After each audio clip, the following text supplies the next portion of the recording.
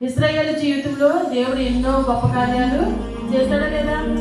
ఐగుప్తు దేశంలో ఎన్నో బాధలు కష్టాలు పడుతున్న సమయంలో వారందరినీ కూడా ఐగుప్తు దేశం నుంచి దేవుడు ఏం చేశాడంటే విడిపించి పాలు తేళ్లు ప్రవహించే దేశాన్ని నడిపించడానికి ఆయన బయటికి తీసుకొని వచ్చి ఇశ్రాయేలు ఆ యొక్క ఐగుప్తు దేశంలో దేవుడు ఎన్నో గొప్ప కార్యాలు ఇశ్రాయేలు ప్రజల విషయంలో చేశారు.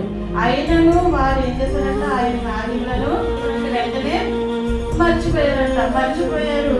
వారు దేవుని ఆలోచన ఏంటి, దేవుని చిత్తం ఏంటి, అసలు దేవుడు మా జీవితంలో ఇన్ని కార్యాలు చేస్తున్నాడు, ఎంతగా ప్రేమిస్తున్నాడు, ఎలాంటి స్థితిలో నుంచి ఎలా నడిపించినటువంటి ఆ గొప్ప దేవుడు ఇంకా మా జీవితంలో ఏ కార్యాలు చేస్తారు, ఏం చేస్తారని ఆయన ఆలోచన కొరకు ఏం చేయలేదంట, వారు కనిపెట్టుకోలేదంటే. హల్లెలూయా.